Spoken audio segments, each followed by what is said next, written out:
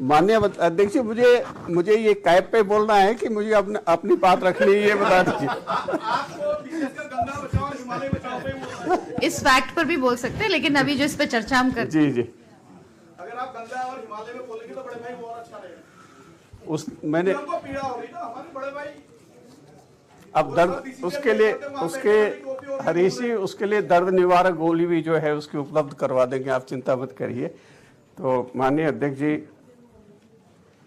मैं आपका बहुत आभारी हूँ। ये जो राज्य का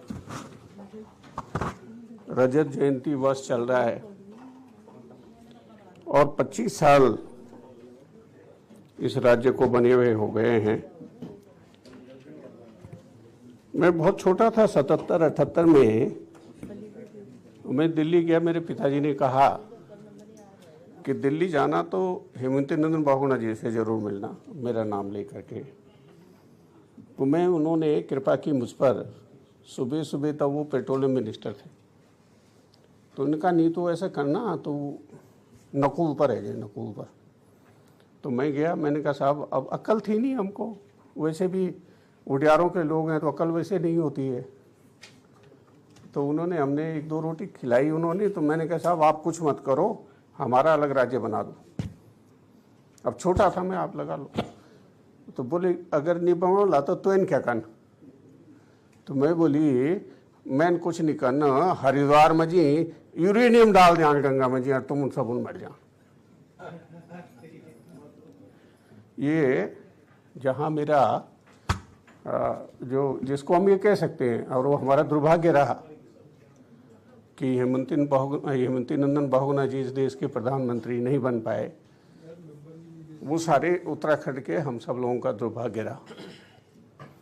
और उसके बाद जो है 79 में, क्योंकि मैं इसलिए कह रहा हूँ कि हरीश जी ने एक बात रखी, ये गंगा और हिमालय की और पानी की, ये जो राज्य भी बना, और क्योंकि ये दूसरे चरण का जो आंदोलन शुरू हुआ, अब लोग कहेंगे किशोर उपाध्याय बड़ी बड़ी बातें करता है।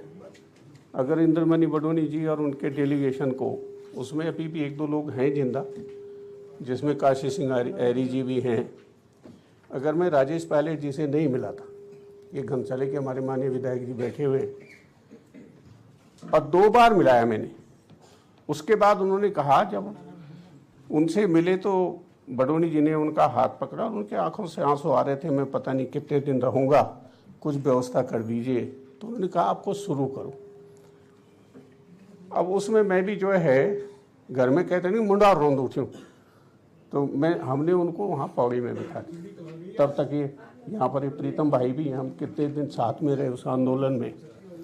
और उसके बाद क्योंकि हम तो इस पक्ष में थे, आज भी हूँ मैं, कि जो संविधान सभा की भावना थी कि जो दलित वर्ग के लोग हैं और गिरिजन हैं वो बराबर के कमज़ोर हैं और उनको जो है केंद्र सरकार की सेवाओं में आरक्षण मिलना चाहिए।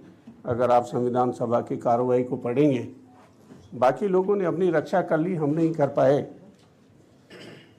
तो उसके बाद हमारी पहली मांग, और उत्तराखंड संयुक्त संघर्ष समिति में मैं तो उसका संरक्षक था, सतपाल महाराज जी थे उसमें।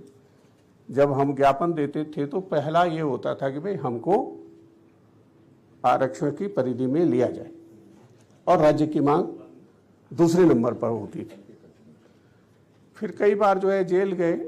एक बार तो संसद भवन में मैं और प्रीतम सिंह जी कूद गए थे हम लोग। वो तो हमारे स्पीकर साहब बहुत संवेदनशील थे, और उन्होंने जो है खाली हमको जब तक सदन नहीं उठा तब तक जो है वो, नहीं तो पता चला कि तिहाड़ जेल भेज देते। 2-4 बार तो ऐसी भी स्थिति आई कि अटल बिहारी वाजपेयी जी ने, जिन्होंने इस राज्य का निर्माण किया, एक बार हम तो जो है उनके घर के अंदर ही कूद गए थे, और वो बेचारी हमारी एक रावत थी ब्लॉक प्रमुख, एसपीजी वालों ने जब तक पोजीशन ली तब तक हमारे बड़े भाई हरीश रावत जी ने कहा कि नहीं भाई इन गोली वोली मत मारो, ये हमारे साथ हैं सब लोग। तो हर व्यक्ति ने जो भी है, हम लोगों ने उसमें उत्तराखंड आंदोलन में जो भूमिका निभाई वो इस भावना से नहीं निभाई हम लोगों ने कि हम 70 विधायक होंगे, इसलिए भी नहीं जो है ये भूमिका निभाई कि अब हमारे लेफ्टिनेंट जनरल साहब गवर्नर हैं कि इतने यहाँ गवर्नर हो जाएंगे, मुख्यमंत्री हो जाएंगे।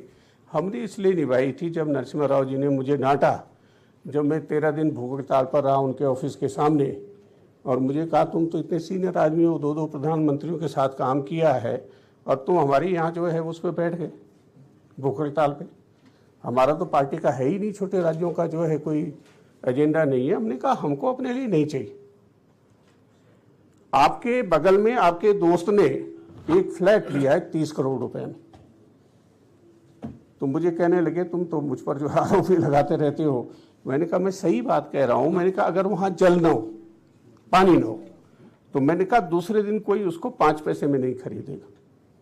और मैंने कहा अगर हमको ये अलग राज्य चाहिए तो इसलिए चाहिए कि ये देश सुरक्षित रहे, हमारी जो इंद्रप्रस्थ जो राजधानी है वो सुरक्षित रहे, गंगा यमुना में पानी रहे। और अगर यहाँ जल ही नहीं होगा, आज भी मेरा सौभाग्य है कि इंद्रमणि बडोनी जी की जो जन्मभूमि है वहाँ से टेरी बांध से हम रोज 30 क्यूसेक पानी जो है वो दिल्ली को दे रहे हैं और बाकी यमुना का पानी दे रहे हैं। तो पानी नहीं रहेगा तो मैंने कहा कैसे जो है हम लोग जिंदा रह लेंगे। हमारे जीवन के लिए जो ज़रूरी है, सबसे पहले जिस तरह कोविड में हमारे यशस्वी प्रधानमंत्री जी ने अच्छा काम किया, हर घर तक दवाई पहुंचाई, उसने ये दिखा दिया कि अगर 5 मिनट 2 मिनट भी यहाँ ऑक्सीजन ना हो तो हम कितनी देर जिंदा रह सकते हैं। उसी तरह से जब मैंने 15 दिन यहाँ भूख हड़ताल की और ये सदन में था, मैं जब मेरा कुर्ता फाड़ करके मैं सड़क पर फेंका गया, ये हमारे प्रीतम भाई मुस्करा रहे हैं, और मैंने उस समय अपने छोटे, वो कहते थे किशोर उपाध्याय मेरा बड़ा भाई है, अपने छोटे भाई निशंक जी को संदेश भेजा। मैंने कहा पानी पीना भी छोड़ दूंगा मैं। तो सारे डॉक्टर आए, उन्होंने कहा कि किशोर उपाध्याय जी ऐसा मत करना, 3 दिन से ज़्यादा आप जो है बिना पानी के जिंदा नहीं रह सकते हो, कोई भी वाइटल ऑर्गन फेल हो जाएगा, सबसे पहले किडनी चली जाएंगी। तो मैंने कहा भाई बिना भोजन के कितने दिन रह सकते हैं? बोले 90 दिन मैक्सिमम। श्रीदेव सुमन जी तो 84 दिन तक रहे, अपना वर्तमान हमारे भविष्य के लिए उन्होंने कुर्बान किया। तो जो अभी हरीश जी ने भी सवाल उठाया, तब भी उत्तराखंड आंदोलन में हमारी ये भावना नहीं थी। मुझे तो 85 में टिकट जो है गौरीगंज से ऑफर हुआ था, नहीं लड़ा मैं, अलग बात है। हमारी भावना ये नहीं थी कि हम 70-71 विधायक हो जाएंगे। और आज भी जो है, नहीं तो बहुत से लोगों को यहाँ जो अधिकारी हैं कहाँ मौका मिलता। जो आज चीफ सेक्रेटरी रिटायर हो रहे हैं, डीजीपी रिटायर हो रहे हैं, या हाई कोर्ट में कहना नहीं चाहिए चीफ जस्टिस और सुप्रीम कोर्ट तक चलेगा, ये राज्य नहीं बनता तो मेरे ख्याल से हम लोग उस स्थान पर नहीं पहुंच पाते। तो जो मुख्य बात है वो ये है कि जो उत्तराखंड का योगदान है, अभी कल मेरे एक साथी कह रहे थे कि हम 63% नहीं, हम 73% इस देश की जो जनसंख्या है वो जल के माध्यम से जीवन देने का काम करते हैं। मेरे विचार से इस 25वें वर्ष पर जो उत्तराखंड का योगदान है इस देश के लिए, जो उत्तराखंड का योगदान है इस मानवता के लिए, उस पर मेरे ख्याल से आज के दिन हमको चर्चा करनी चाहिए। मेरा ये बहुत ही हम्बल सुझाव आपको है। मैंने कहा एक बार माननीय मुख्यमंत्री पुष्कर सिंह धामी जी को, मैंने कहा मुख्यमंत्री जी इस देश में आपसे शक्तिशाली कोई मुख्यमंत्री नहीं।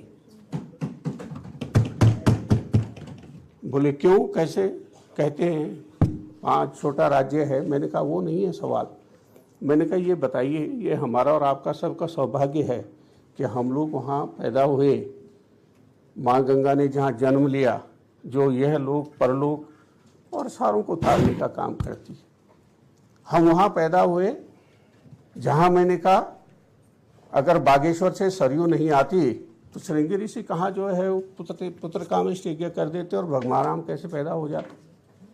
मैंने कहा कि आज भी जो है भगवान श्री कृष्ण ये माना जाता है कि बद्रीनाथ में रहते हैं, वही निवास करते हैं। तो मैंने कहा इतना बड़ा जो हमारा गौरव है, हाँ, जिसके नाम से इस देश का नाम ही पड़ा है, तो मैंने कहा इससे बड़ा गौरव क्या हो सकता है किसी का भी जो है। तो मैंने कहा आपसे शक्तिशाली और कोई भी मुख्यमंत्री हो, आप स्पीकर हैं, मुझे लगता है कि इस देश के जितने स्पीकर हैं उसमें सबसे शक्तिशाली आप हैं, क्योंकि और दूसरी जगह ये सब चीज़ें हैं ही नहीं। यहाँ तक कि जो पांडव थे, अगर वो स्वर्ग को गए तो हमारी धरती से गए ना। अगर सनातन आज जिंदा है और अगर अष्टादश पुराण नहीं लिखे जाते, जिसको प्रधानमंत्री जी ने प्रथम गांव कहा है यहाँ का माना, तो फिर सनातन धर्म में कहाँ से जिंदा रह जाता। मैंने कहा कि अगर सनातन धर्म जब संकट में पड़ गया था और शंकराचार्य अगर वो तो केरल में भी शरीर छोड़ सकते थे, यहाँ जो है केदारनाथ में क्यों उन्होंने शरीर छोड़ा। तो हम लोगों को खाली मैं मुख्यमंत्री जी की बात नहीं कर रहा हूँ, ये हमारा सौभाग्य है कि कल यहाँ राष्ट्रपति जी आई, 9 तारीख को प्रधानमंत्री जी आ रही हैं। तो मैं खाली मुख्यमंत्री जी की बात नहीं कर रहा हूँ, मैं सबकी बात कर रहा हूँ जो उत्तराखंड के लोग हैं, कि मेरे ख्याल से इस दुनिया में आपसे सर्वश्रेष्ठ कोई दूसरा नहीं है। ये मैं इस विधानसभा में कहना चाहता हूँ, और वो तभी होगा जब हम अपने मन में इस गौरव को धारण करेंगे। मेरे विचार से हम कितने लोग हैं यहाँ जो 70 सदस्य बैठे हुए हैं। सबसे पहले अगर परिवार का सदस्य राज्य के लिए खोया, मैं अभी सुबह आ रहा था तो आंसू आ रहे थे, मैंने जो अपने मामा जी की फ़ोटो देखी वहाँ आत्माराम अम्बोला जी की, और इतना निकट का मेरे ख्याल से कोई संबंधी अगर किसी ने जो आज तक विधानसभा बनी है किसी ने अगर खोया हो तो मुझे भी गौरव होगा। और मैं खुद ही, हमने तो कई बार जो है जब उत्तराखंड आंदोलन में थे तो जैसे कहा, एक बार तो हम बही गए थे, एक बार तो हमने और धीरेन्द्र प्रताप ने हमने योजना बनाई कि अब राज्य बनता नहीं है भाई, अब हम चुनाव आंदोलन करेंगे। अब चुनाव कितने लोग इसमें समझते हैं, प्रेमचंद जी मेरे ख्याल से चुनाव का मतलब ये पक्षी उपचान था, तो वो चुनाव तो हमने कहा एक हवाई जहाज यार, मैंने कहा अपहरण करते हैं और यही डोईवाला में उसको उतारते हैं, और उस समय के जो और साथ हैं उनके साथ भी बातचीत की। तो उस समय हमारे मन में जो एक भावना थी कि नहीं ये राज्य बनना चाहिए, उसके लिए तब चाहे हमको कोई भी कुर्बानी देनी पड़े, और जिन्होंने कुर्बानी दी अपना वर्तमान हमारे भविष्य के लिए कुर्बान कर दिया, जैसे स्वतंत्रता संग्राम में लोगों ने किया, वैसे ये भी एक स्वतंत्रता संग्राम का दौर था। तो मैं बहुत सी चीज़ें कहने के लिए, एक तो जो है 2 लाइन, ये जो उत्तराखंड की जो भूमि है देवभूमि, कहना चाहता हूँ कि हमारे यहाँ वो लगाते हैं ना, जब देवता नहीं आता किसी पे तो फिर दैन संगार लगाते। तो हम दैन संगार नहीं बोल रहा हूँ, मैं ये बोल रहा हूँ कि हमारे उत्तराखंड का जो गौरव है, इस देवभूमि का जो गौरव है, नमो देवभूमि नमो गंगा धारिणी नमो यमुना जननी नमो केदार भूमि नमो बद्री भूमि नमो अष्टादश पुराण जननी नमो जगत तारिणी नमो सुख संपत्ति प्रदायिनी। इस देश के लिए सुख शांति और हर तरह का गौरव प्रदान करने वाली है। तो मेरे विचार से ये जो 2 दिन का, आपको बहुत बधाई, आपने ये जो 2 दिन का सत्र यहाँ रखा है, ये कुछ न कुछ एक जो ये संकल्प है इनको पूरा करने में एक बड़ी भूमिका निभाएगा। मैं ज़्यादा समय नहीं ले रहा हूँ। महाराज जी और हमने तो जो है ये देख रहे हैं इस तरफ, कल कौन कह रहा था कि ये यस अरे एक यशपाल जी कह रहे थे कि हमने जो है कर्फ्यू तोड़ा। ये और मैं सबसे पहले निकले हल्द्वानी से लेकर के पूरे प्रदेश में, तब तक लोगों को ये पता नहीं था कर्फ्यू क्या होता है, और मैंने सारे उस समय के उनसे रिक्वेस्ट की कि हमको कुछ करना चाहिए इस बारे में। और जब हम प्रधानमंत्री जी को उस समय मिले थे हमारे 3-4 साथी, तो हमने उनको ये कहा था तत्कालीन प्रधानमंत्री जी को, हमने कहा देखो उत्तराखंड के लोग बहुत विशाल हृदय के, हम सब आपको माफ़ कर देंगे जिस तरह से वहाँ पर हुआ है मुजफ्फरनगर में, लेकिन मैंने कहा यहाँ की माँ गंगा यमुना और जो ये श्वेत जो ये हिमालय की जो चोटियां हैं वो भी कभी आपको माफ़ नहीं करेंगे, और नहीं किया, उन्होंने माफ़ नहीं किया जो हालत हुई है। तो हम एक अच्छे रास्ते पर चलें, उत्तराखंड के लिए एक अच्छा मार्ग प्रशस्त करें।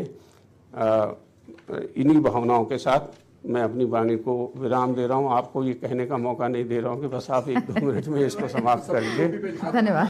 अगर आप ऐसे ही रोचक और महत्वपूर्ण विषयों पर संवाद सुनना चाहते हैं तो हमारे चैनल को सब्सक्राइब करें।